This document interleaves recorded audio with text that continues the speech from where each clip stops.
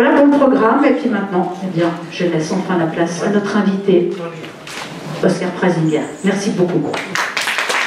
Merci beaucoup. Merci à Michel pour ses aimables paroles. Évidemment, je n'ai pas vraiment perçu cet effet midinette, mais je suis toujours content quand une femme a certaine beauté, tout ça, dit qu'elle m'apprécie parce que la plupart de mes fans, je reconnais, sont dans des MS. Non mais je vous jure. Et puis, mais oui, c'est encore la dernière génération qui sait lire. Alors vous voyez. Parce que ce qui vient derrière, j'ai comme l'impression que j'écris pour des lecteurs qui bientôt n'existeront plus. C'est désolant, mais c'est comme ça. Et c'est pour cette raison que bon, j'ai essayé de choisir un sujet pour cette conférence qui thématise un peu cela. C'est le lien entre la communication, le verbe, et la démocratie directe suisse, la démocratie en général. Et les deux sont consubstantiels parce que l'un ne peut pas aller sans l'autre. Vous ne pouvez pas avoir de démocratie qui fonctionne si vous n'avez pas la liberté d'expression et une information, disons, objective et vice-versa. Donc c'est lié. Alors, ben oui, ben on a vu aux États-Unis, l'éléphant, ça trompe énormément. C'est extraordinaire, donc en plus, avec le symbole du parti républicain, ça joue bien. Qu'est-ce qui a changé? Parce que pour moi, ces élections ont été déterminantes. C'était effectivement, je pense, les élections les plus importantes que nous avons vues depuis des décennies. Parce que la communication du camp démocrate, si on l'analyse comme elle s'est déroulée, j'ai suivi ça vraiment en détail, je me suis tapé Kamala Harris, heureusement que verbalement, pas bibliquement, je vous rassure, mais enfin, il y avait cette communication incantatoire négative, j'appelle ça. C'est vraiment dans l'incantatoire, mais ça, la voix qui tremble d'indignation, comment osez-vous? Comment pouvez-vous voter pour ces fascistes, pour ces... Et alors, en avant, il y en a même un qui a réussi à dire que Trump, il réunissait Mussolini, Staline et Hitler. Oubliez pas. C'est encore sympa. Donc, il y a, dans cette manière de faire, en dehors de l'indignation, il y a toujours aussi énormément d'émotions. Cette dérive émotionnelle que nous avons de plus en plus qui est liée à l'image. Souvent avec une musique et une image. Ça vous est sûrement déjà arrivé, moi ça m'arrive, je regarde un film, il est complètement con, mais je pleure quand même. Ça veut dire que ça touche quelque chose qui n'a plus rien à voir avec l'intelligence, parce que bon, ma tête me dit, enfin c'est complètement con. Et puis bon, il y a quelque chose en moi, il y a quelque chose qui vibre en soi, et qui nous fait quand même avoir des émotions. Il y avait énormément d'effets. Je prends par exemple l'exemple de cet humoriste qui dit ouais, il y a 30 tonnes d'ordures quelque part là, dans la mer, dans les Caraïbes, et puis ça s'appelle Puerto Rico. Mais en fait, il faisait allusion aux problèmes qu'ils ont effectivement, sérieusement, réellement à Puerto Rico avec l'évacuation des ordures. Donc pour lui, c'était juste de se moquer de la situation. Comme dans le temps, il y avait ANAP, ils avaient un grand problème, hein, tu peux me confirmer, Fausto. Ouais. Gros problème avec les ordures. Hein. Et là aussi. Et tout de suite, on a retourné ça, et c'est devenu, ah, il a dit que les portoricains étaient des ordures. Mais c'est pas du tout ça. Et en plus, c'est un humoriste, et puis on faisait comme si c'était l'idée de Trump, etc. Donc il y a ces effets de manche, les mensonges. En fait, tout était organisé dans cette campagne pour tuer le messager afin de ne pas entendre le message. C'est toujours la même chose. Il faut tuer le messager comme ça. Voilà, on est tous Guildenstern et comment il s'appelle l'autre, Rosencrantz chez Shakespeare. Ce que beaucoup de gens n'ont pas encore compris, mais peut-être que je me trompe, c'est que Trump, et effectivement, surtout lors de cette première campagne qu'il avait faite, et la première fois qu'il avait été président, il était extrêmement outrancier dans les mots et dans les paroles, etc., dans les images. Mais est-ce que quelqu'un peut s'imaginer qu'il a compris la stupidité du système et qu'il est en train simplement de faire un effet de miroir et qu'il reflète au système sa propre stupidité? Ça, ils n'ont jamais compris, et c'est extrêmement habile. Donc, en fait, il dit... vous trafiquez le champ de la communication, vous le pervertissez, eh bien moi je vais vous dire, je peux faire pire que vous. Je peux faire mieux que vous. Je vais vous battre par vos propres armes. Je vais utiliser votre propre connerie contre vous-même. Et c'est ce qu'il fait avec alors un bonheur certain, je peux vous dire. Dans son camion de garbage, là, le reste jaune. Non, mais t'es obligé de rire. Oui, j'ai piqué un fou rire. C'est pas possible. C'est vraiment génial. Et ça, c'est pas outrancier, c'est juste renvoyer la balle dans le cas adverse. Et rappelez-vous toujours une chose. Les mots, c'est vrai, ça peut être comme des balles de fusil, ça peut tuer, ça tue l'honneur, ça tue... Je sais, j'ai vécu.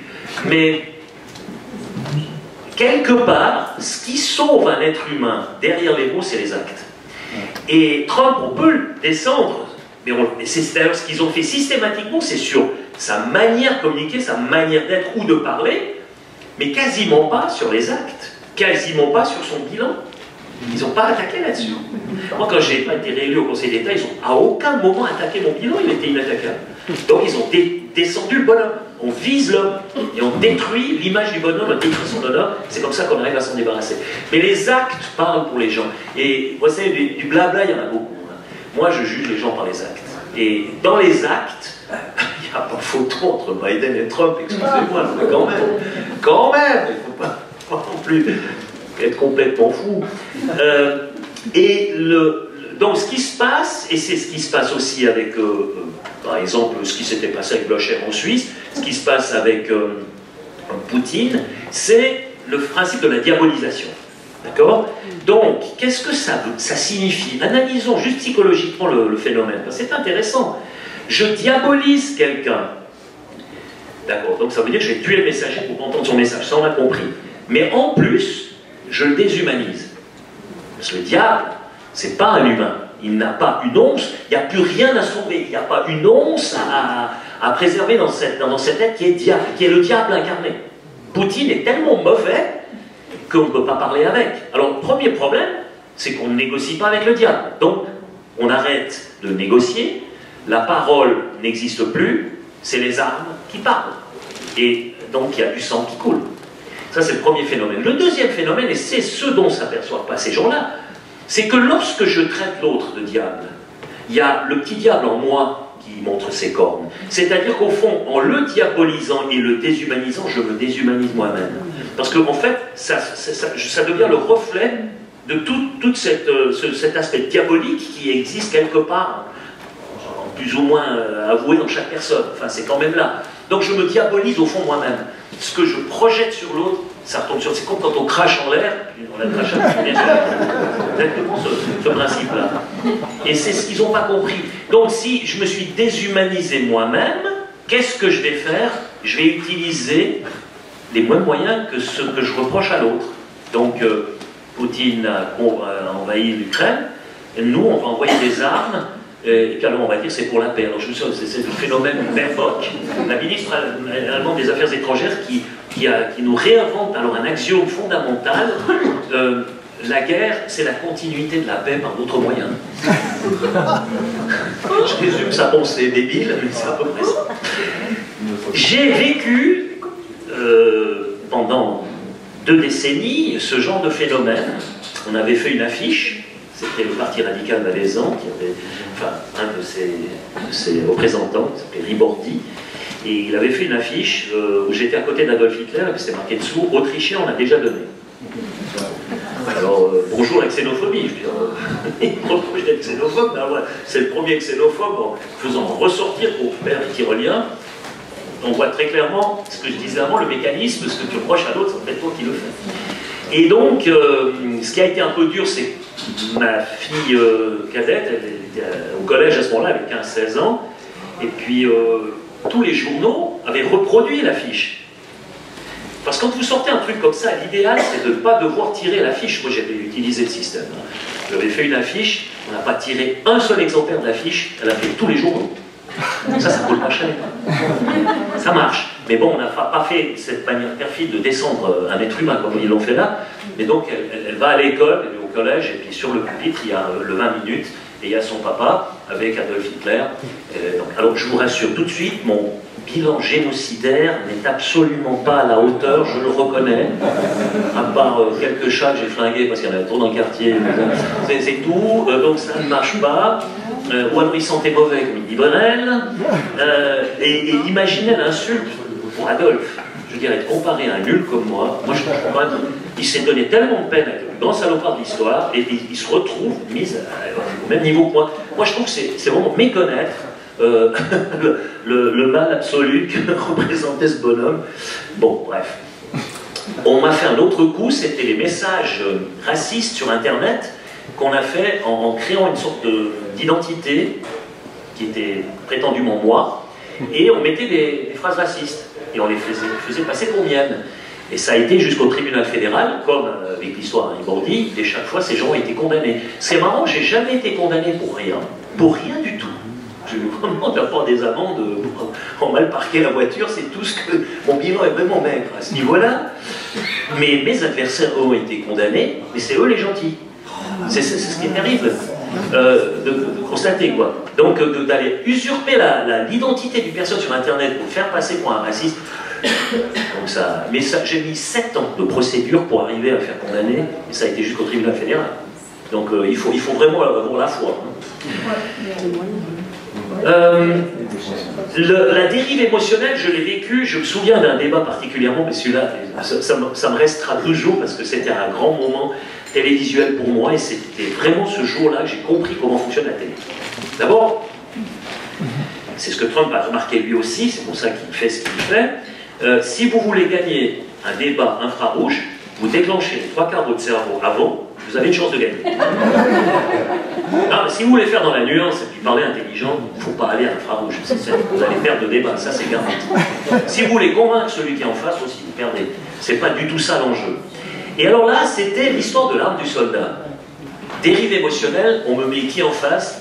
Chantal Galladay, jolie brin de femme, jeune, le rimel qui coulait, la tristesse dans le visage, et son père s'est tué avec l'arme du service, il a fait suicide avec l'arme du service. Donc s'il n'y avait pas eu l'arme de service, son père ne se serait pas suicidé. On ne se pose pas la question du mal-être de l'individu, et qu'on se dit que l'arme n'est qu'un moyen, et puis qu'il doit y avoir un problème ailleurs, mais ça ne compte pas.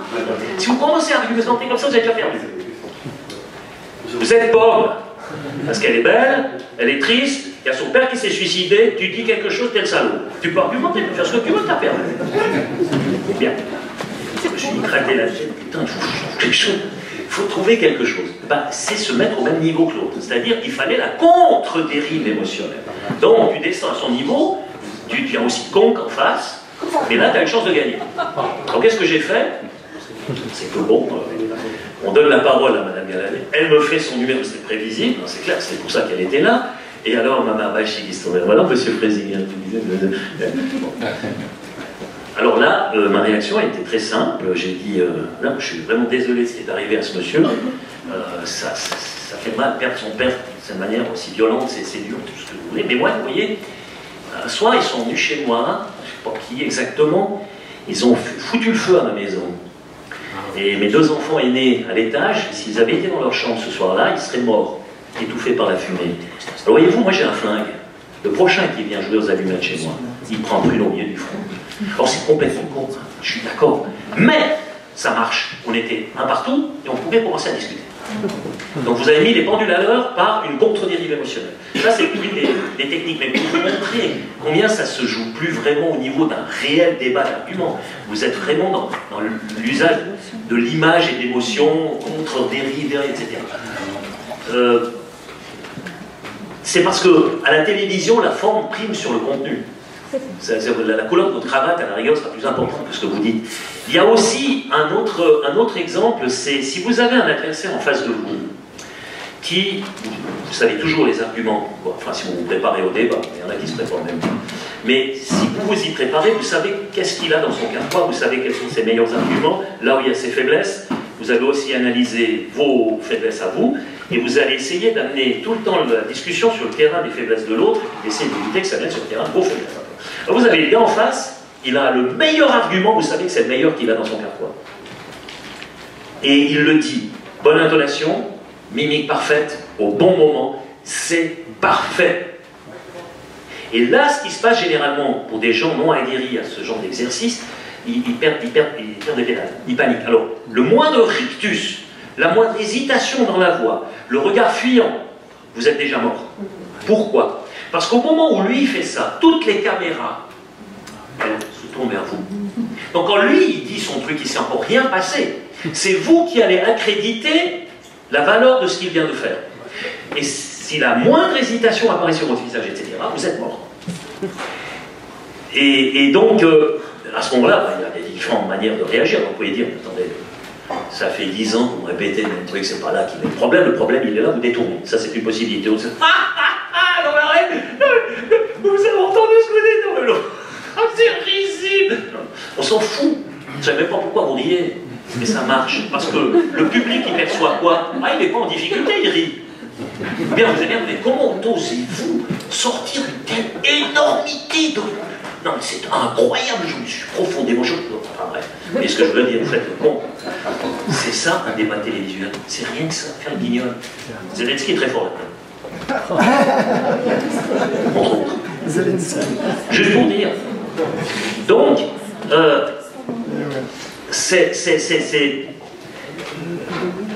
un autre exemple, par exemple, c'était... Ah oui, ça c'était... Oui, ça je vous raconte, là c'est une anecdote qui vaut la peine. J'étais allé à Paris faire une conférence sur la démocratie directe, etc. Et puis j'avais un public, un peu comme vous, là, dans un restaurant. Et puis à un moment donné, j'essaie au début de leur expliquer qui j'étais, d'où je venais. Puis je leur dis, bon, Genève, ils ont dit, ouais, c'est Genève. Bon, d'accord. Alors vous allez à l'est de Genève, il y a un lac, d'accord. De l'autre côté du lac, il y a un canton qui est dans les Alpes, là, comme ça. Ouais. Et puis moi, je viens là, fond des montagnes. En fait, je viens du trou de balle du monde. Je dis ça, puis je continue ma conférence, c'est tout. Et j'étais candidat je ne sais plus si c'était au Conseil des États, au Conseil d'État. J'étais candidat quelque part, j'étais tellement faux, je ne sais plus exactement. Et j'arrive devant le bistrot où doit avoir lieu le débat principal. Et il y a Canal 9, avec Franière, Vincent Franière, qui me tend le micro, et je ne suis pas averti. Ce jour-là, j'ai su que j'avais vraiment atteint la maîtrise absolue. Vraiment. Pourquoi? Parce qu'il vient, il me tend le micro, il dit, alors M. Fraisinger, pour vous, le Valais, c'est le trou de balle du monde?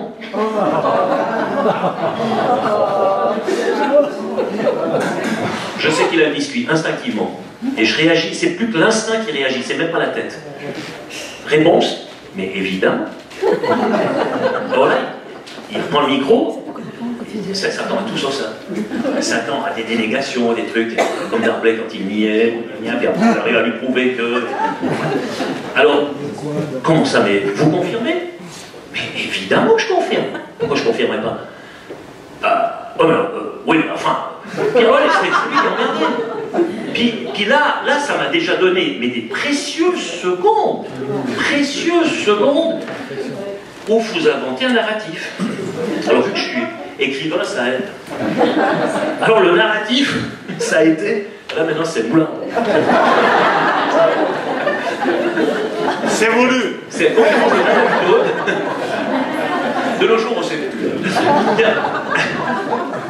Je lui fais, mais oui, regardez bien, vous avez la rive gauche, c'est la fesse gauche. Vous avez la rive droite, c'est la fesse droite.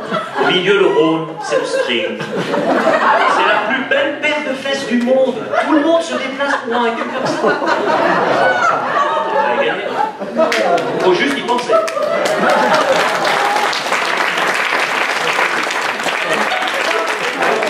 Tourner en boucle dans les réseaux et tout le monde riait. Parce que tout le monde... Ça, c'est quelque chose qui, bon, vous arriver à faire, mais aucun... Moi, j'ai bien regardé après l'extrait.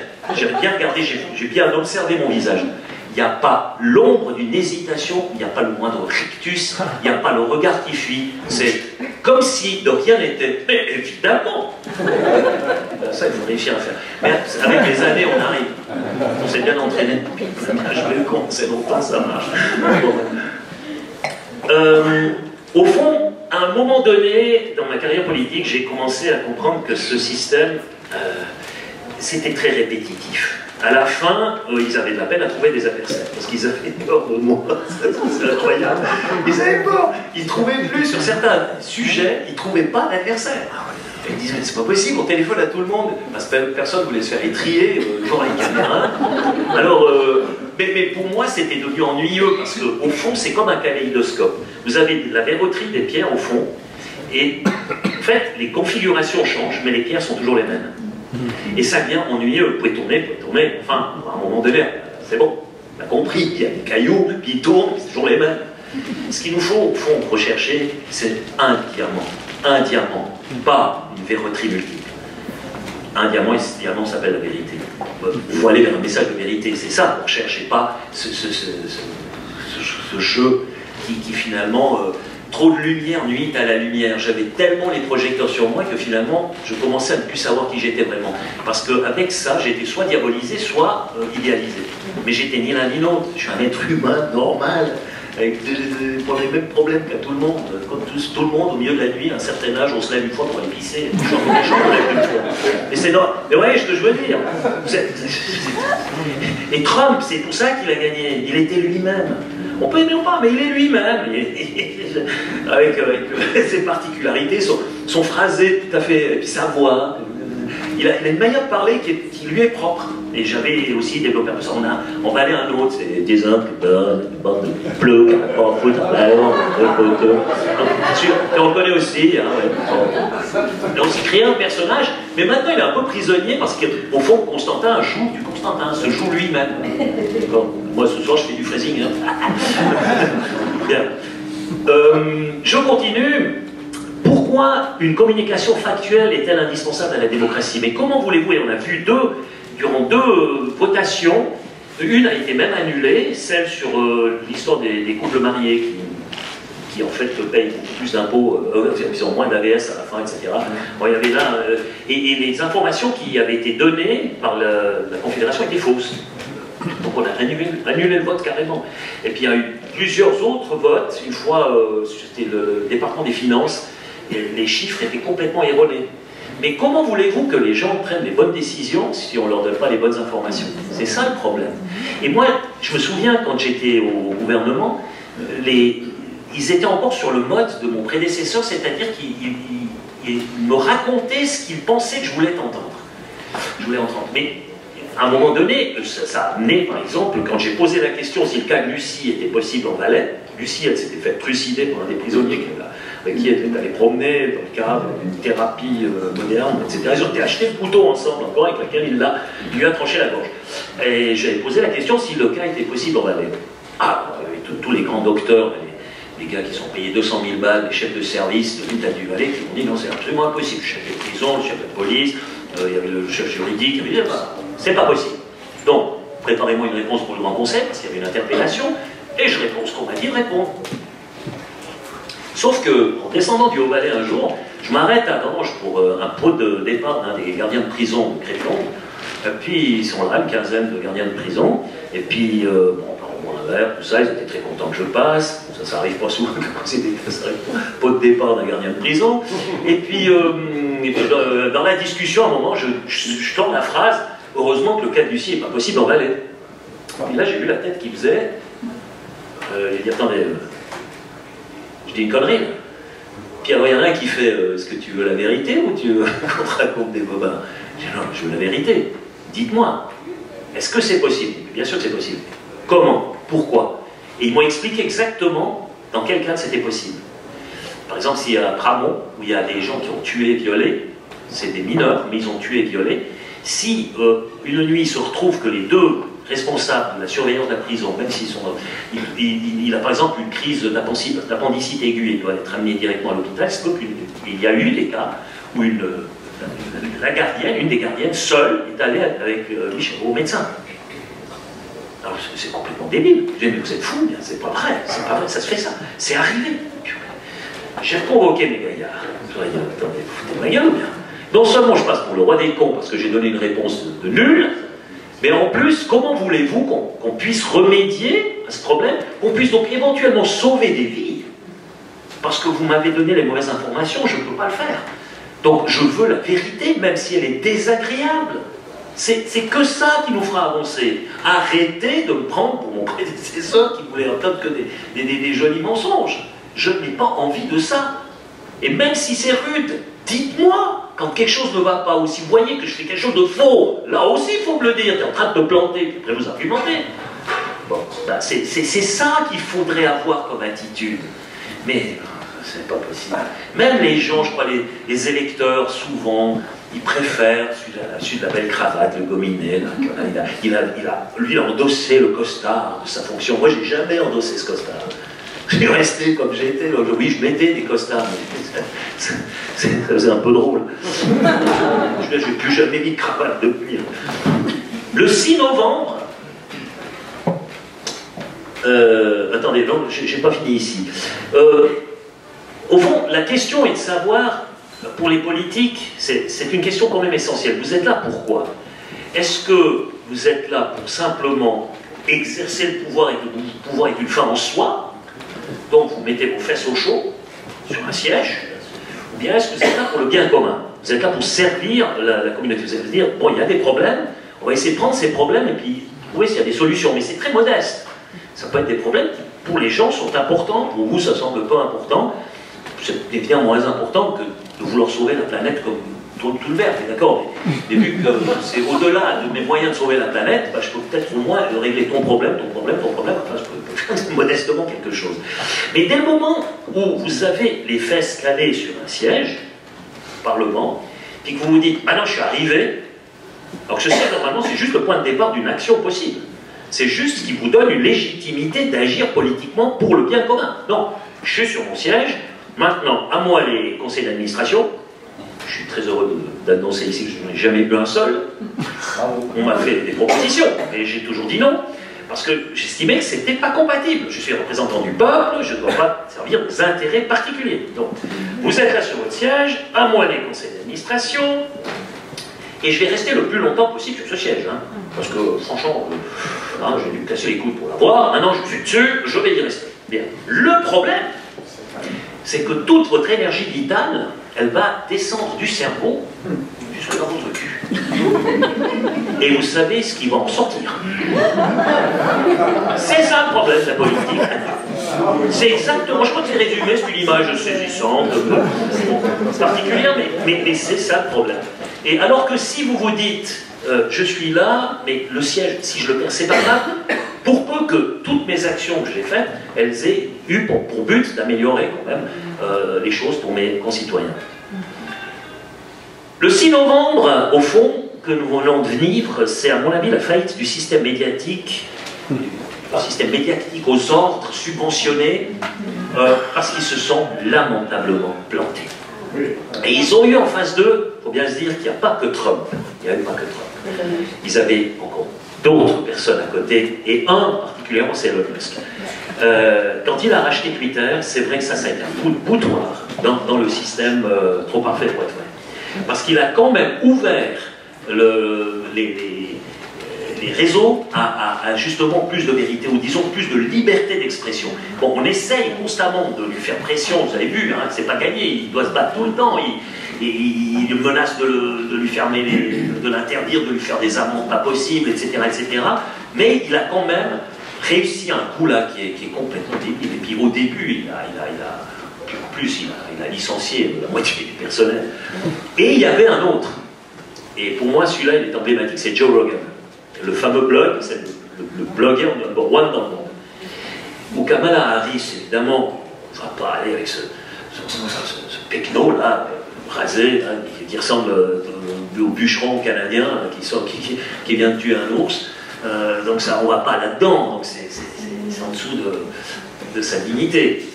Trump y est allé pendant 3 heures. 3 heures. Et Joe Rogan, d'abord c'était 17 millions, après une semaine il était à 30 millions, puis c'est passé à 50 millions qui ont vu ces 3 heures. Donc, CNN peuvent rêver, le Washington Post, ils peuvent rêver. Vous avez maintenant un nouveau pouvoir médiatique qui apparaît là et qui n'est plus du tout aux ordres. Alors, ils essayent maintenant de le censurer, vous avez bien vu, les tentatives sont là, bien sûr. Mais là, ça a marché. Et Trump, il a utilisé ça aussi. Et c'est ce qui lui a permis de passer l'épaule. Donc il a quand même eu la tête. Donc il y a de l'espoir quelque part. Mais en attendant, l'autocensure a remplacé la censure. C'est ce qui est fabuleux avec le système, c'est que nous ne sommes plus dans un totalitarisme dur, comme imagine toujours, invoque toujours Staline, Hitler, Mao, etc., ne sont plus dans ce système-là. Le système-là avait un goulag physique dans lequel on enfermait des gens. On l'a remplacé par un labyrinthe où les gens ont l'impression d'être libres parce qu'ils prennent des décisions, ils peuvent aller tout droit, à gauche, à droite. Mais celui qui a planifié le labyrinthe, lui connaît le plan. Lui, il sait à quoi aboutissent inévitablement les gens dans ce labyrinthe. Donc il croit être libre parce qu'il peut bouger, parce qu'il peut faire des choix, mais c'est de faux choix. C'est une fausse liberté. Parce que le labyrinthe, il mène inéluctablement là où voulait l'amener celui qui a conçu le labyrinthe. Donc on a remplacé la prison par le labyrinthe. Dans la prison, vous avez beaucoup plus de sentiments d'enfermement et vous voulez vous libérer, et tous les murs finissent par tomber. Dans un labyrinthe, vous pouvez vous bercer d'illusions, d'autant plus si on y met des écrans plats, du divertissement, de la pornographie, etc. Donc on met tout, du pain et des jeux. C'est pas fabuleux, les gens ils se disent, bon, finalement, quoi, pourquoi ce labyrinthe? Pourquoi est-ce que je fais des efforts pour en échapper? Vous voyez, c'est très très pernicieux. Donc le goulag qui avant était géographiquement placé en Sibérie, où il fait particulièrement froid, et l'hiver servait de gardien, le goulag maintenant il est partout. Et le pire c'est qu'il commence à être dans nos têtes. Le goulag est dans nos têtes. Par l'autocensure. On se dit, non, ça j'ose pas dire. Ah, non, quand même, ça j'ose pas penser, j'ose pas dire, j'ose pas m'exprimer. Et on se censure soi-même. Regardez bien ce qui se passe avec les entreprises. Elles commencent à se censurer au niveau du langage utilisé, etc., etc. Bon, pas toujours à bon escient. Ça aurait dû donner un signal d'ailleurs aux démocrates. C'est quand Budweiser a commencé à perdre 30% de son marché, parce qu'ils avaient pris comme pour la pub une drag queen, ça n'a pas du tout. Je sais pas, ces gars qui pompent la bière, c'est pas le style drag queen nécessairement. Donc ils n'étaient pas dans le bon registre. Là, ils sont un peu plantés, mais c'est quand même flagrant de voir combien de gens. Moi, par exemple, j'ai fait 20 ans de politique, j'ai jamais pu définir qui étaient mes électeurs. Il n'y en aurait pas un qui a avoué à cette époque-là d'avoir voté pour moi. Donc personne n'avait voté pour moi. Les 57 000 voix, il n'y en a pas un qui a voté pour moi. C'est le vote occulte. C'est incroyable. Bref. On a, je pense que le vrai changement qui s'est opéré pour notre civilisation, ça a été le Covid, ça a été 2020. Février 2020, le monde bascule. Moi, si on m'avait raconté 3 mois avant ce qui allait arriver les 2 ans qui suivaient, attends, j'aurais jamais cru, c'est bon, c'est un roman de Philip K. Dick, c'est de la science-fiction. Ah non, non, c'était de la réalité vécue. Et je me souviens que le tout début, quand moi j'étais au chalet, oh. Ah, oh. Alors la patrie ici. Bon, attends, je prends l'eau. Là, vous m'entendez? Ouais, ça va aussi. Avec le film. On va pas se mentir. Ouais, vous m'entendez? Ça va? Pas tout à fait aussi bon, mais ça devrait aller. Donc, qu'est-ce que je disais? Oui, j'étais à l'alpage. Et c'était au moment où le Covid commence à se répandre en Europe. Et puis, j'ai téléphoné avec mon épouse, et elle me raconte des histoires. Qu'est-ce qui se passe? Et moi, rien ne changeait, j'étais seul. À l'ouest du Pecos, au bas du monde, on a un chalet à 2000 mètres, il faut faire 1 heure et quart de côte forte pour y arriver. Donc, pour moi, rien n'avait changé. Pendant 1 semaine, j'ai vécu mon train-train normal et habituel. J'écrivais mes poèmes, mes chansons, et rien n'avait changé. Et quand je suis redescendu, elle m'avait tellement foutu les jetons.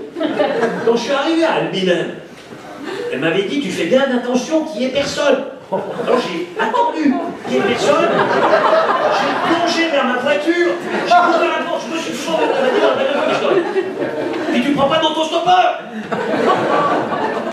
d'autostoppeur? Je suis descendu, j'arrive dans la maison, elle me fait descendre la vitre, elle me passe les victuailles, un gros sac de victuailles, elle me dit, tu vas au chalet?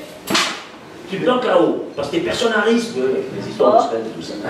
Donc ça a été le début. Bon, j'ai commencé à m'informer, j'ai très rapidement compris qu'on se foutait de ma gueule. C'est quand l'inventeur du test PCR,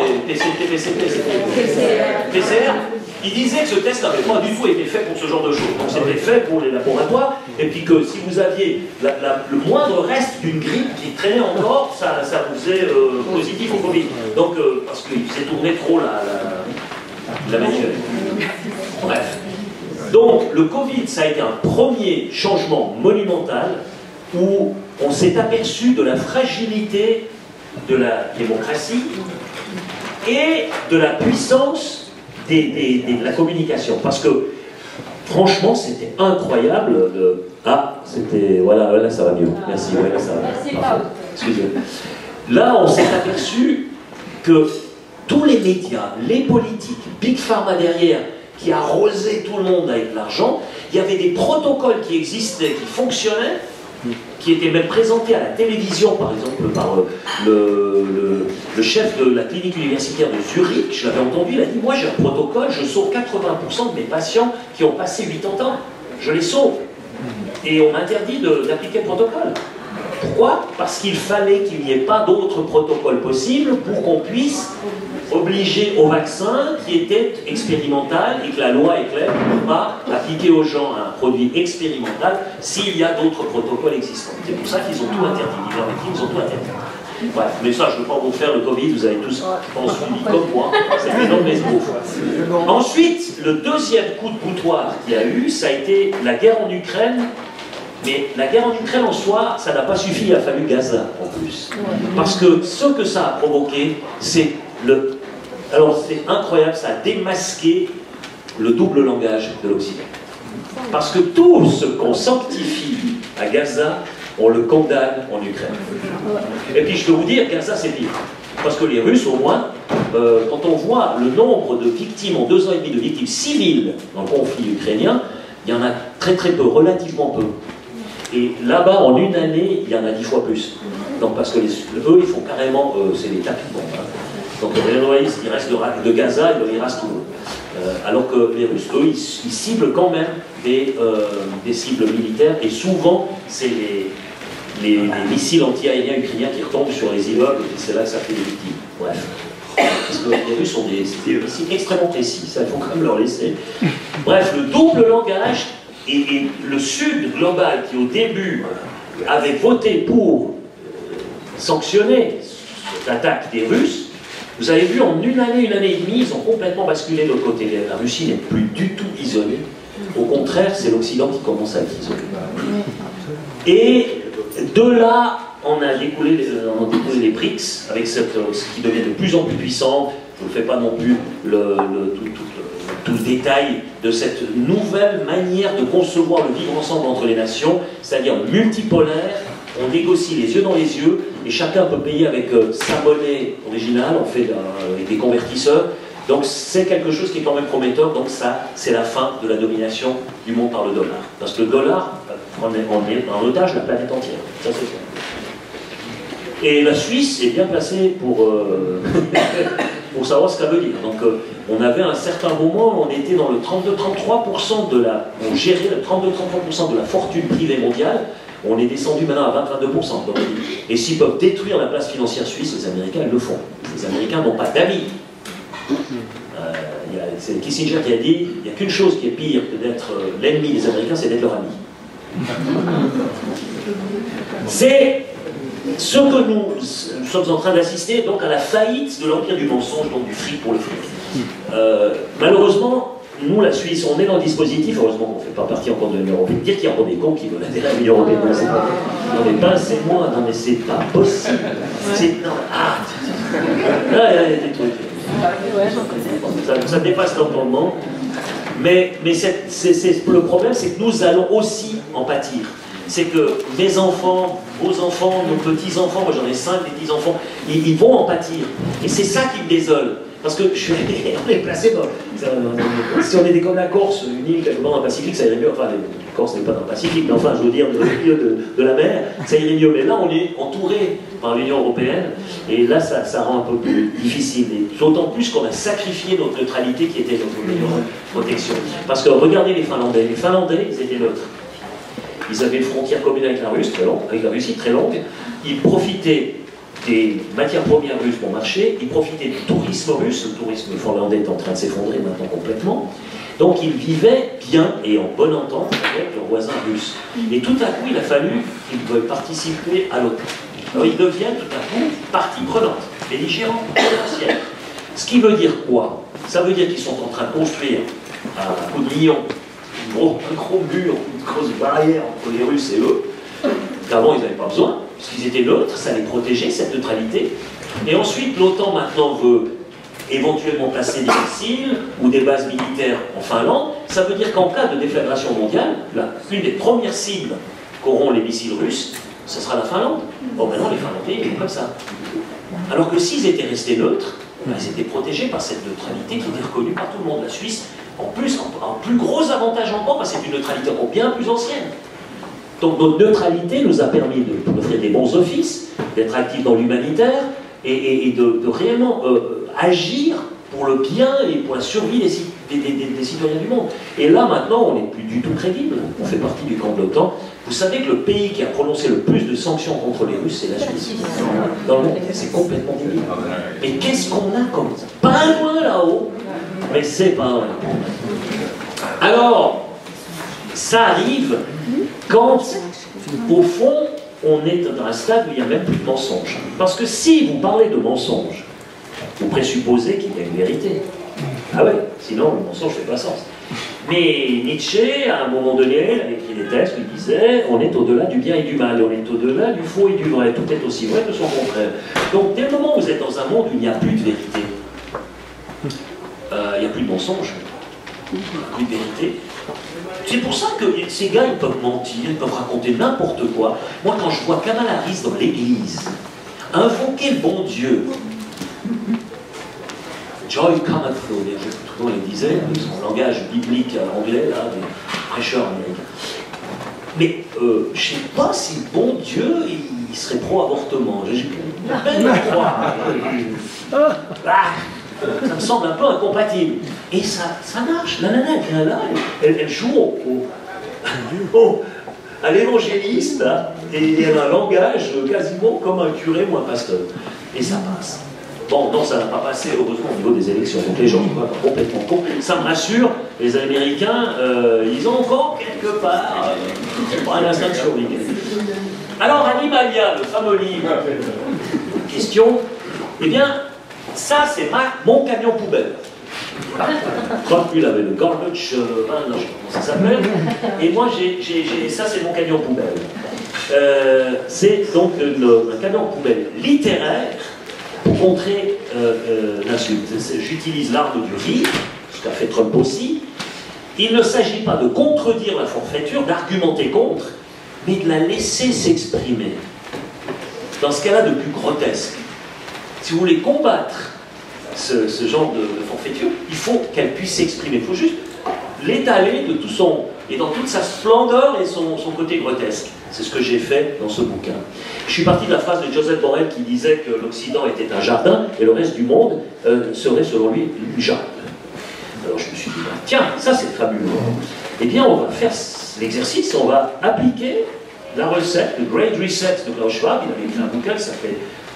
Klaus Schwab avait écrit un bouquin qui s'appelle Covid-19, The Great Reset.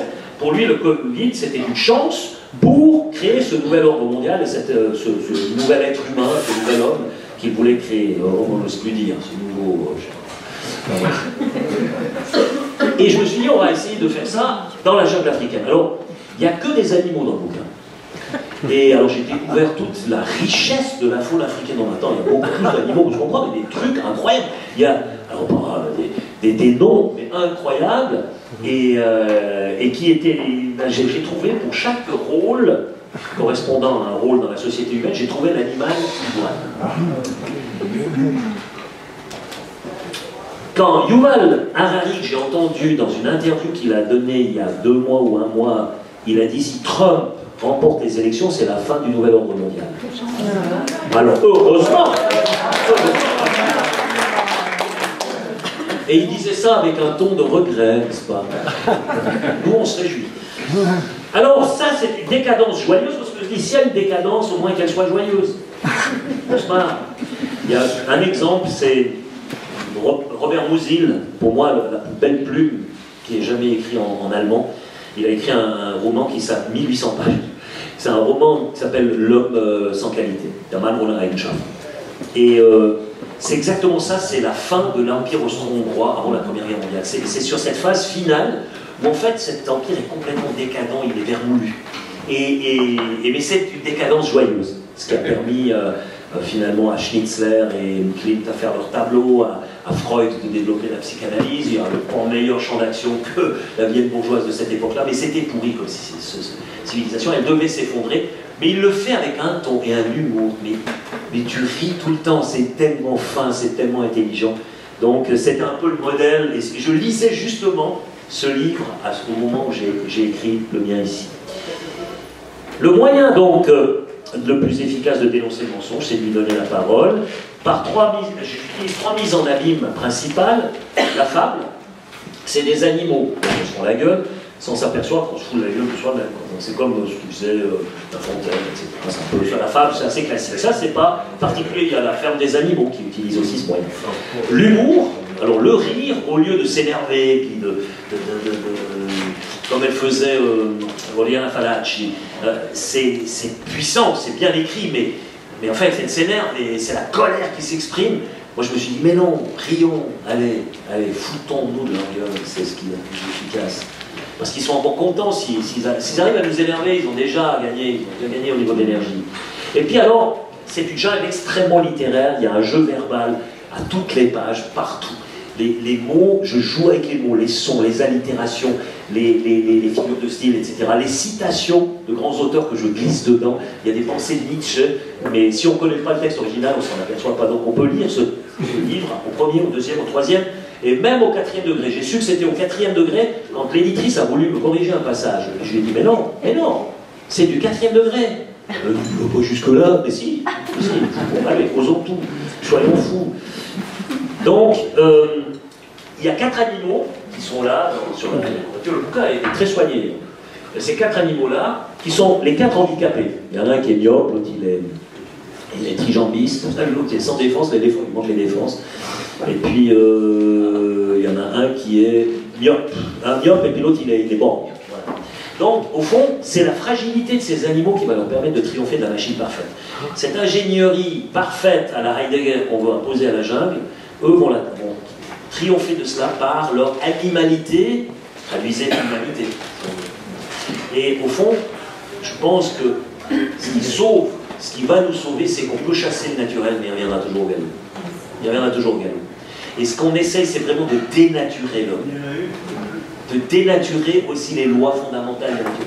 On croit qu'on peut échapper à certaines lois fondamentales. Pourquoi? Parce qu'on a tué Dieu et que l'homme doit maintenant prendre sa place. Seulement, il n'a pas les moyens. Il essaye, mais ça ne marche pas vraiment. Et parce qu'il y a ces lois immuables dont parle Goethe, par exemple, ou bien dont parle Antigone, quand elle dit il y a des lois non écrites, Créon, tu es le roi. Oui, mais il y a des lois que tu dois respecter, par exemple, le respect aux morts, et il faut enterrer Polynice, parce que si nous n'enterrons pas ce cadavre, le principe de mort va se répandre dans la société des vivants, et c'est ce qui se passe, puisque elle et Aymon, le fils de Créon, mourront emmurés vivants. Donc, du point de vue symbolique, il n'y a rien de mieux que la tragédie grecque. Et la Suisse, dans ce système de démocratie directe, c'est l'endroit où on enterre, je ne dirais pas les cadavres avant qu'ils soient morts, mais c'est tout juste là. Donc, c'est toutes ces propres en ordre, parce qu'il faut enterrer les cadavres, et c'est ce qui nous permet justement, au niveau de la vie, de se parler, de continuer à vivre, de continuer à progresser, parce qu'on ne laisse pas ces cadavres pourrir au vu de tous. Alors, je vais vous lire quelques petits extraits pour vous montrer. Le premier, ça concerne le Covid. J'ai traité évidemment du Covid là-dedans. Alors, c'est d'une manière un peu particulière. Je vous lis un passage. Ça commence ici. Le roi des ondes, un babouin cynocéphale appelé Jéricho, il était justement occupé à haranguer les collabos rédactionnels de la ménagerie bruyante et tapageuse. Son air de chien aux abois cadrait parfaitement avec ses propos. « L'heure est grave, fit-il, et ce qui est grave doit être gravé à jamais dans le subconscient collectif. Pour y parvenir, il faut que nous rendions visible la menace invisible. Elle transgresse toutes les frontières, transgressons-les avec elle. Elle n'a pas de limite, nous non plus. Elle inspire la crainte, nous aussi. Épousons l'invisible pour lui donner un corps, l'innommable pour lui donner un nom, le mythisme pour lui donner une voix.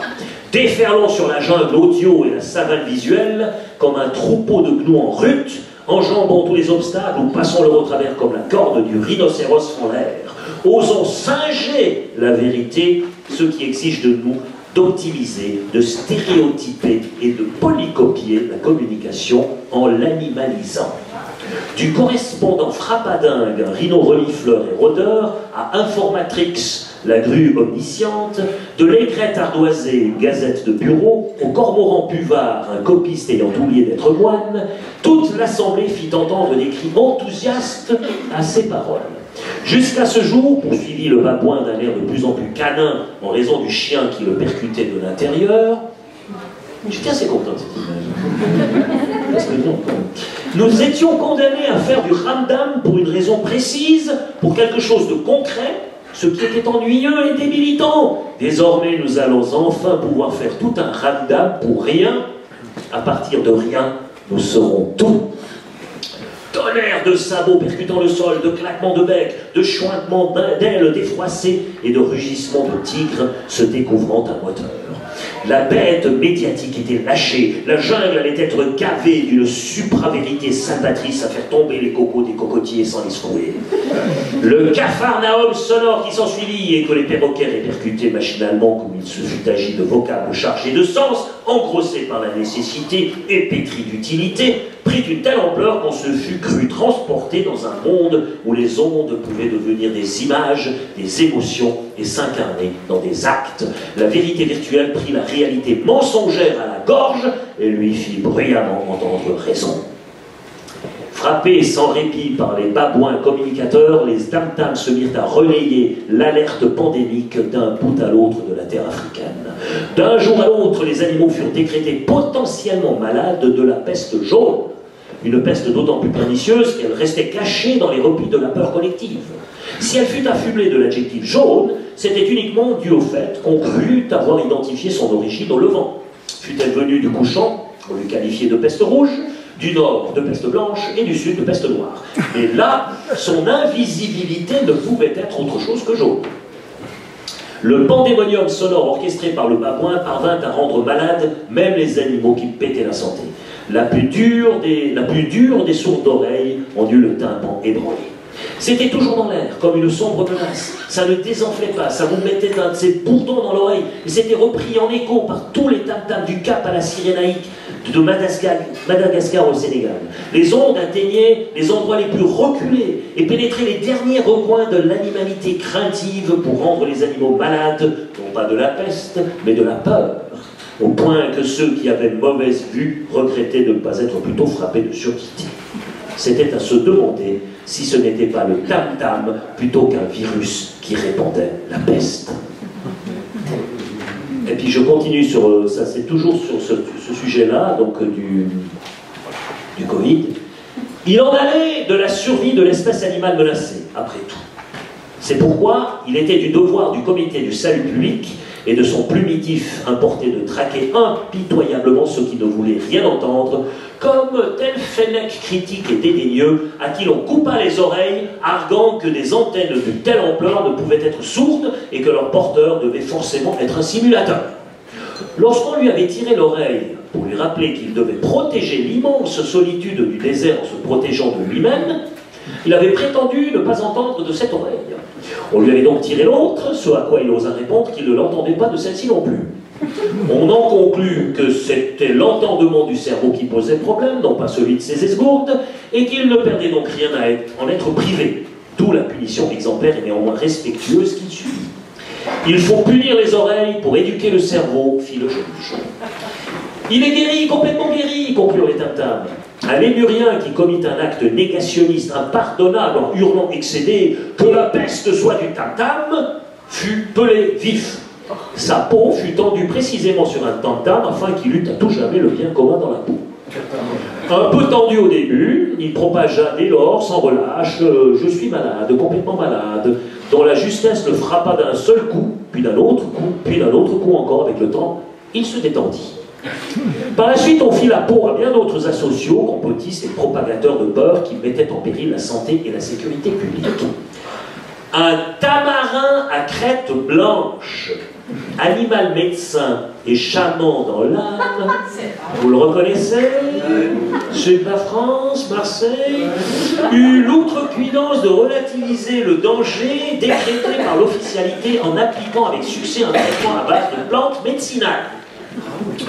Je soigne les corps, pas les statistiques et ni les comptes, dit-il à qui ne voulait pas l'entendre. Alors ton compte est bon, rétorqua la guilde des têtes chercheuses et des praticiens nourris par la pharmacanopée en le menaçant de poursuites pénales. Il est de mon devoir de sauver des vies, dit encore le tamarin. Nous devons sauver la vie en général, répondirent les philanthropes. Sans vie particulière, pas de vie en général, répondit le tamarin. Sans vie en général, c'est la planète qui est foutue, hurla la meute déchaînée de tam-tam et de gourous à cri-cri agréés. Les gourous à gris agréés par l'officialité qui assiégeait impitoyablement le dispensaire du chaman indépendant et cherchait à couvrir sa voix discordante.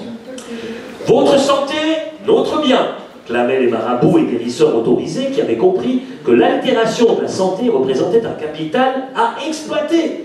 Ayez confiance, nous sommes aux petits soins pour votre maladie. Vous ne serez bientôt que plus des patients si vous savez être patient.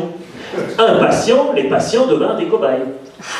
Il y avait sans doute roche sous anguille, mais qui se soucie de la roche quand l'anguille frétille pour détourner l'attention?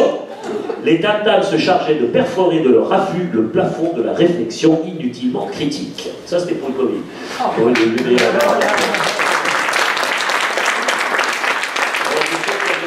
faire trop long parce que je ne vais pas vous priver de cet excellent souper. Alors là, celle-là, je suis obligé de la faire. Il s'agit des finances, de l'argent. Donc on essaye d'introduire l'argent électronique et d'abolir l'argent physique. Ça, il faudra aller voter parce qu'il y a une initiative qui est en cours, signée, et il faudra suivre. Ça ne veut pas dire qu'on ne peut pas faire de manière électronique, mais que l'argent reste quand même encore comme un moyen qui doit être accepté par tout le monde. Alors écoutez bien celle-là. Un jour, que malgré mon découragement grandissant, j'eus à nouveau le courage de déployer les ailes exploratrices du rêve pour survoler Animalia. Le narrateur est en fait, c'est Homère. Homère le paresseux. Celui qui narre l'histoire. Donc, je vis une famille d'écureuils fouisseurs s'approcher du guichet. Les écureuils fouisseurs existent vraiment. S'approcher du guichet de l'un des instituts usuriers les plus sérieux de la jungle des finances. Échaudé par l'évolution anarchique du cours en bourse de la cacahuète, et craignant une inflation aussi galopante que les fesses d'un zèbre s'étant assis dans les chardons, Papa Écureuil voulait mettre ses cacahuètes à l'abri dans son terrier. « Bonjour, dit Papa Écureuil à l'employé, un lépilémur à pattes blanches. »« Ça existe vraiment? Un lépilémur à pattes blanches ?» Pour le banquier, il faut trouver. Alors, bonjour, dit Papa Écureuil à l'employé. Bonjour. C'est pour un retrait. Un retrait virtuel, évidemment. Non, en fait, je préférerais un retrait concret. L'autre le regarda comme halluciné. Vous n'y pensez pas? C'est absolument impossible. Comment c'est impossible? Nous ne gérons plus que des cacahuètes virtuelles. Le réel, c'est du passé, ça favorise la fraude fiscale, le blanchiment d'argent, répondit le lépilémur en se frottant les pattes blanches. Et dans un autre institut, dans tout institut sérieux, on vous répondra la même chose. Plus personne ne pratique la cacahuète concrète de nos jours. C'est d'un trivial, de réel. Non, pensez salir les mains. Pensez à son hygiène déplorable. D'autant plus qu'avec la peste jaunible qui rôde, non, croyez-moi, à l'avenir, c'est le virtuel. Bon, alors on va pour un retrait virtuel. Quel est le motif du mouvement bancaire? C'est mon affaire, ça. Il s'agit des économies, après tout. Sans motif, pas de retrait, fit le lépilémur. C'est la loi. Papa Écureuil se retourna tout retourné vers maman Écureuil et ses 3 rejetons. Il avait envie de pleurer en les regardant. Vas-y, tu peux le faire, lui dit le plus petit. Papa Écureuil se ressaisit et s'adressa à nouveau à l'employé ultra délicat en matière de règlement. C'est pour financer à mes petits un stage d'initiation au stockage des denrées solides en terrier. L'autre fit une coche dans une feuille bananière. À quelle hauteur le montant des cacahuètes virtuelles? En vérité, je voudrais solder mon compte. Impossible! Le retrait est limité à 300 cacahuètes par jour. Mais c'est mon argent! Erreur! Juridiquement, vos cacahuètes virtuelles sont la propriété de la banque à laquelle vous les avez prêtées. Comment ça? Bah, ce qui vous appartient, c'est la créance, pas le bien. Bon, alors c'est en tant que créancier, je vous demande de régler votre dette. Impossible, nous ne faisons que gérer le débit. Lui aussi est virtuel d'ailleurs. Papa Écureuil, petit épargnant honnête qui avait pratiqué le stockage des cacahuètes toute sa vie, Était au fort de l'apoplexie. Alors versez-moi au moins mes 300 cacahuètes journalières, dit-il dépité. voilà, répondit l'autre. De ses pattes blanches, il fit le mouvement de glisser un tas de cacahuètes vers lui. Mais il n'y a rien là. Évidemment, ce qui est virtuel est par définition invisible. Mais ces effets invisibles, par contre, sont substantiels. Je refuse de repartir les mains vides. Écoutez, cher monsieur, vous vouliez 300 cacahuètes virtuelles, je vous ai versé 300 cacahuètes virtuelles. La transaction a été effectuée correctement et selon les règles en vigueur. Mais comment est-ce que je peux savoir si vous m'avez versé le montant exact et combien il reste sur mon compte? Ben, tant que votre compte est bon, vous ne le saurez pas. Secret bancaire. Ben alors? Ben, nous le savons pour vous. Tout est coché dans la feuille bananière centrale. Mais vous n'avez rien à craindre puisque vos profits sont virtuels. Et si vous deviez partir en faillite, on vous rendra vos pertes. Comme s'il avait perdu la tête, l'écureuil fit un geste pour ramasser les 300 cacahuètes virtuelles que lui avait glissé le dépilé mûr. Mais papa, se fit entendre le plus âgé des enfants, est-ce que l'épicier du terrier saura reconnaître les cacahuètes? Virtuellement oui, pratiquement j'en doute. La maman écureuil qui s'était tue jusque-là parce qu'elle ne comprenait rien aux finances, s'écria horrifiée, ils ont risque de mourir de faim sur un gros tas de cacahuètes. Bah, espérons que la fin sera elle aussi virtuelle, répondit papa écureuil, dépité, ou plutôt dépité. Ouais.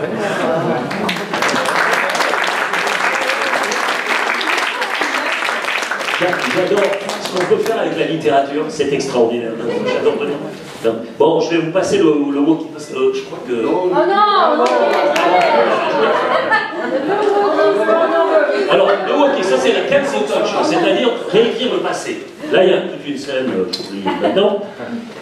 Alors, suivant le fleuve, source de fraîcheur impitoyablement cernée par la fournaise et rare mouvement que la chape de plomb n'écrasait pas, les animaux parvinrent à l'endroit où l'eau avait creusé son passage à travers une haute colline pour former une gorge profonde. En s'approchant, ils virent que les flots étaient surplombés par un inextricable fatras de fils qui reliait les deux falaises. C'était comme une énorme toile d'araignée à 3 dimensions qui suivait le cours de l'eau dans les airs. Lorsqu'ils se trouvèrent devant l'entrée du canyon, une multitude de mygales velues et de couleur orange se hâtèrent à former un barrage pour empêcher le quatuor de passer. Devant le caractère menaçant de la manœuvre, Léonidas joua l'apaisement. Léonidas, c'est le ratel. « N'ayez crainte, dit-il, en essayant tant bien que mal de regarder la plus grosse des araignées dans ses 8 yeux en même temps. Nous ne faisons que passer et nous ne vous voulons aucun mal. » La mygale en chef se détendit un peu et ses cohortes se mirent au repos. « Effectivement, vous n'avez pas trop l'air d'être des éradicateurs, dit-elle. J'en suis profondément soulagé. Permettez que je me présente Octane, tisserante, impénitente. Enchanté, fit le ratel, Tromblon, Buster, Oricourt et Léonidas pour vous servir. Bel ouvrage, dit Tromblon en indiquant l'écheveau de fil derrière elle. Oui, c'est une œuvre incomparable, dit Octane. Depuis la nuit des temps, notre espèce tisse le fil de l'histoire et veille à ce que rien ne se perde. Admirable persévérance. Hélas, notre travail est mis en péril par Procuste, qui exige que nous nous mettions en accord avec le registre central du grand Capoquier. Pourquoi ça? Parce qu'il veut corriger le passé pour préserver le présent afin de sauver l'avenir et que selon lui, ce qui ne doit pas être ne peut avoir été. Bah, c'est idiot, intervient Buster. Ce qui a été, l'a été une fois pour toutes et l'aura été pour tous les temps, quoi qu'on fasse. C'est d'ailleurs, il y a un certain Robert Spellman qui a fait une preuve absolue de l'existence de Dieu, qui est parti d'une phrase de Nietzsche qui disait « L'homme croit en Dieu parce qu'il croit en la grammaire ». Puis alors il a essayé de chercher une disposition grammaticale qui prouverait cela, et il a trouvé, c'est le futur antérieur. Je vous le fais. On est tous ici ensemble ce soir réunis. Dans 10 minutes, cet instant aura été. Dans 1 heure, il aura toujours été. Dans 1000 ans, il aura été. La Terre peut disparaître, cet instant aura été. Il est inscrit pour toute éternité dans le grand livre des événements de ce monde. C'est donc une disposition grammaticale absolue, impossible à remettre en question. Cela aura été, personne ne peut remettre ça en question. Le passé, c'est passé. L'avenir, c'est pas encore venu, c'est des projections. Le présent, on ne peut même pas le penser. Par contre, cela aura été, c'est vrai. Dans tous les cas, à tout jamais, quoi que les wokistes essayent de faire, et de réécrire, cela aura été, ils peuvent faire ce qu'ils veulent. Et donc, dit Spemann, s'il y a une disposition dans la grammaire qui est de caractère absolu par la disposition, pas par son contenu, donc c'est pas soumis à l'usure du temps, c'est pas soumis à l'oubli, c'est soumis à rien du tout. Ça entre dans une sphère d'absolu et d'infini. Donc Dieu existe. Voilà.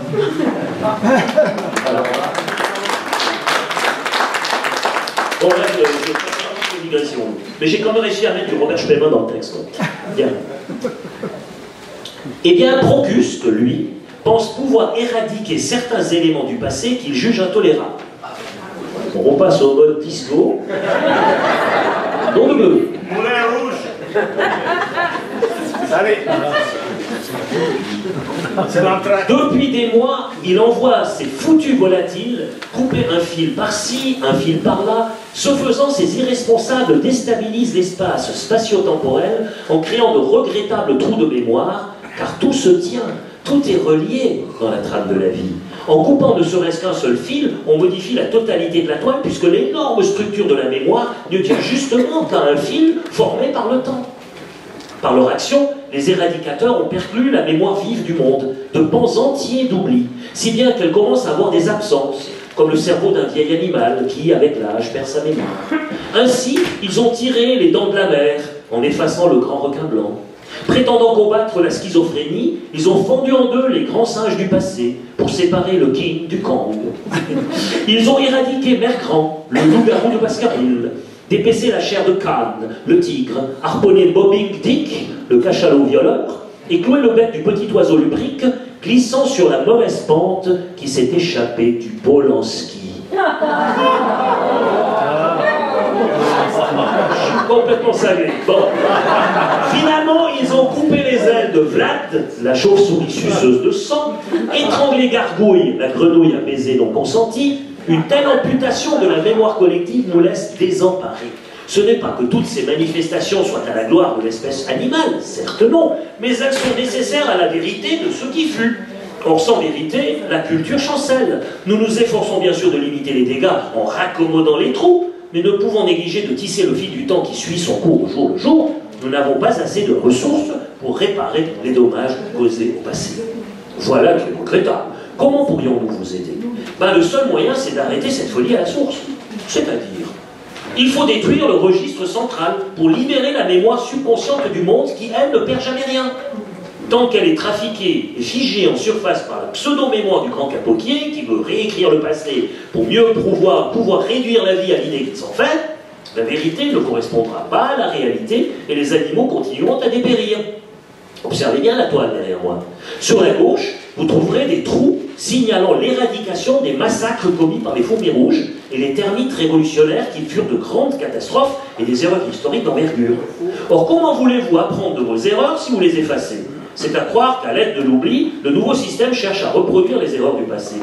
À droite du défilé, en revanche, la toile est intacte, car un devoir de mémoire contraint le présent et l'avenir à ne jamais oublier les heures sombres où furent perpétrés les crimes odieux des fourmis noires. Autant dire que ce procédé déséquilibre la toile et que l'histoire, ne penchant plus que dans un sens, finit par tourner en rond.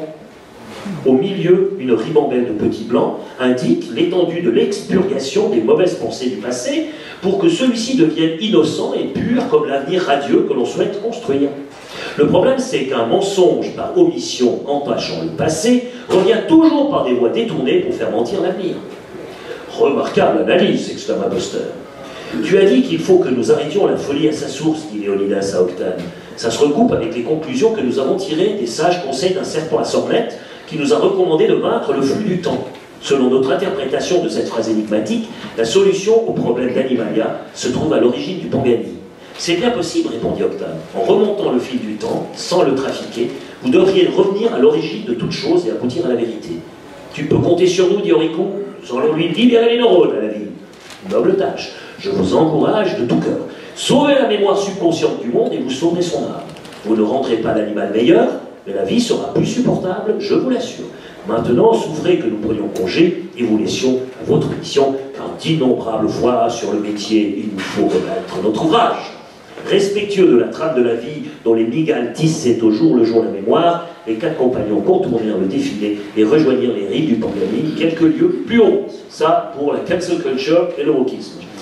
Je termine par un petit élément politique. À un certain moment, il se trouve dans une forêt, puis il y a des bambous et des troncs comme ça, et puis à un moment donné, ça bouge, et puis il se retrouve face à une girafe, et qui a la tête au-dessus de la canopée, parce qu'elle est tellement grande, d'accord? Puis alors finalement, elle a la tête qui descend pour voir quels sont ces minus là qui sont en train de taper contre ses jambes.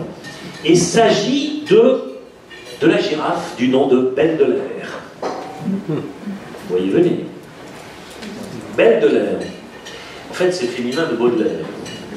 Et j'ai réussi bah oui, parce que c'est très très littéraire. Alors, vous vous souvenez d'un poème certainement qui s'appelle Invitation au voyage.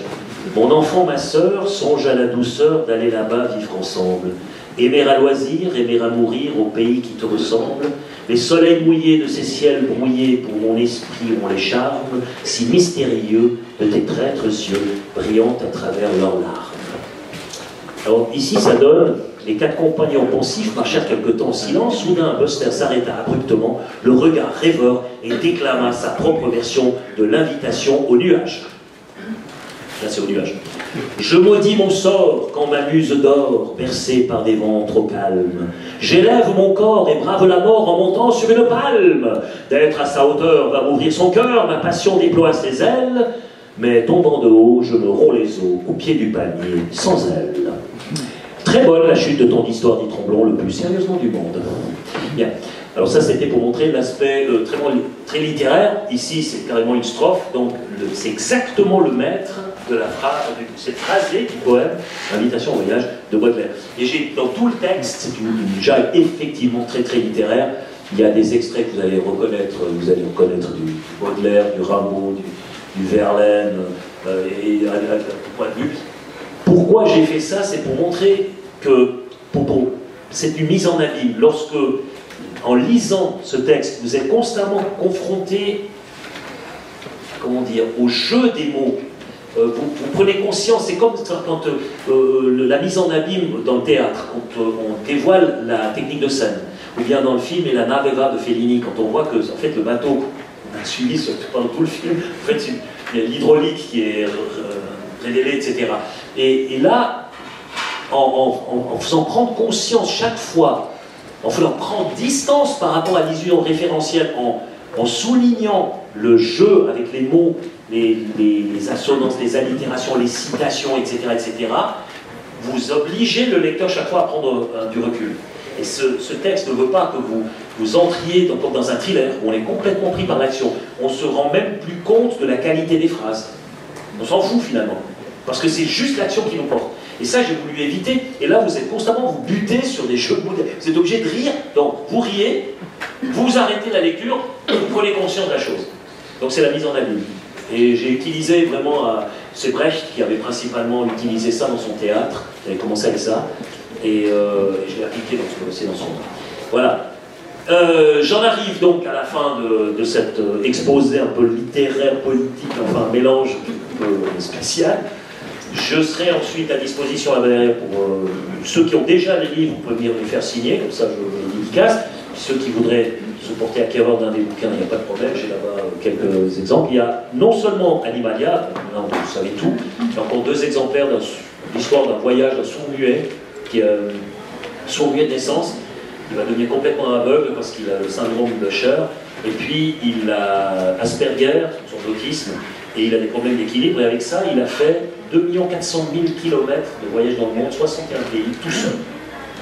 Et j'en ai fait un bouquin, il y a un sujet qui a été fait sur la TSR, si vous tapez le voyage aveugle, vous avez une demi-heure, un sujet sur ce bonhomme, il existe vraiment. On a fait le vernissage dernièrement à Savièse, il y avait une centaine de personnes. C'était touchant parce qu'il avait une interprète, et il a pu répondre aux questions d'Assad. C'était comme ça. Alors j'ai que 2 exemplaires avec moi de celui-là. Enfin, si ça intéresse quelqu'un. Et puis il y a Cendre Rouge. Alors Cendre Rouge, c'est un truc. Un mélange entre un roman épique du style Dr. Zhivago et en même temps un thriller du style, comment ça s'appelle, la King, là, je sais pas. Voilà, Stephen King.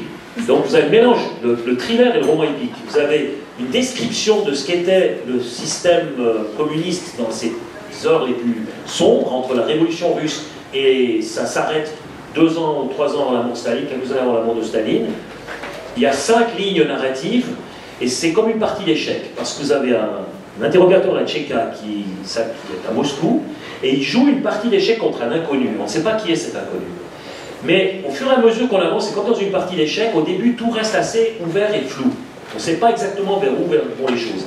Et plus on avance, plus ça se précise, plus on converge vers la fin de la partie.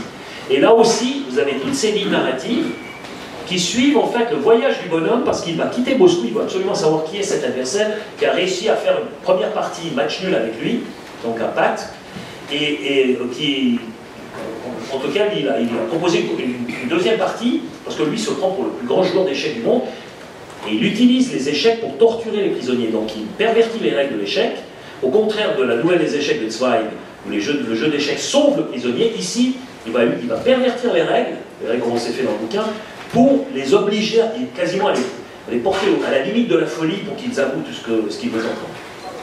Et donc, il va faire à chaque étape, il joue un coup, télégramme à Moscou, t'as envoyé Irkoutsk, il y a la réponse qui vient, et il continue comme ça. Et il joue chaque fois un coup, et il avance en jouant cette partie d'échecs, l'évolution de la partie d'échecs, qui existe réellement. J'ai dû trouver une partie d'échecs, mais il y a 2 caractéristiques, je ne vous dis pas lesquelles, sinon je révèle un peu de l'histoire. Mais il y a 2 caractéristiques qui devaient y figurer. J'ai compulsé, je crois, passer 1000 parties d'échecs, et finalement j'ai trouvé la partie idéale, qui existe réellement, et elle est derrière dans le livre. Donc, il avance en jouant. Vous avez les 5 lignes narratives qui évoluent en parallèle, et on s'aperçoit peu à peu en lisant en quoi elles sont reliées, et tout ça converge vers un point, le voyage, la partie d'échecs, les autres lignes narratives, et ça se termine par échec et maths. Aucun lecteur jusqu'à présent, ce bouquin je l'ai publié il y a 3 ans, aucun n'a deviné la fin. Aucun. Personne n'a deviné la fin. Tous les échos que j'ai eus, personne n'a pu venir. Mais après, tout le monde dit, mais oui, pourtant c'est évident, mais on n'y a pas pensé. Donc ça, c'est des bonnes fins, parce que si c'est tiré, capillotracté, comme on dit, ça ne va pas, il ne faut pas que ce soit tiré par les cheveux. Voilà, j'ai ce bouquin-là aussi, c'est pour ceux que ça intéresserait, les jeux d'échecs, qui est propre évidemment aux Russes, ça va particulièrement bien. Puis ce communisme qui est là, dans sa forme la plus brute, mais les dialogues entre les prisonniers et l'interrogateur vont quand même dénoncer énormément la forfaiture déjà à ce moment-là, et puis vous verrez que déjà on reconnaît déjà dans son essence ce qui va arriver plus tard, et ce que nous vivons maintenant, où on voit que l'Union européenne est devenue une sorte du SSR, du RSS 2.0, parce qu'au fond, vous avez le Politburo, vous avez un Parlement qui n'a aucun pouvoir, même pas législatif, en fait c'est juste pour la galerie. C'est pour ça le gros cinéma qu'on a fait pour ces élections européennes, donc ce Parlement, en fait, il n'a aucun pouvoir, rien du tout. C'est la Commission qui décide tout.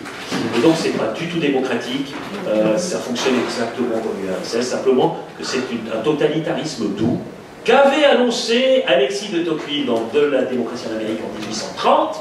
Si vous lisez ce bouquin, il y a un passage extraordinaire où il dit que la démocratie, elle finit immanquablement à un certain moment par basculer dans une sorte de... il n'a pas le mot pour, il dit je ne sais pas comment le désigner, mais ce sera quelque chose qui sera restrictif et contraignant et qui remettra en question la démocratie et la liberté. Parce que, à un moment donné, les êtres humains privilégiant l'égalité sur la liberté, ça va automatiquement finir par une sorte de système restrictif, contraignant, et ce que nous appelons actuellement une sorte de totalitarisme. Voilà. Bien, je m'arrête là parce que vous avez faim, je suis sûr. Merci de votre écoute et bon appétit.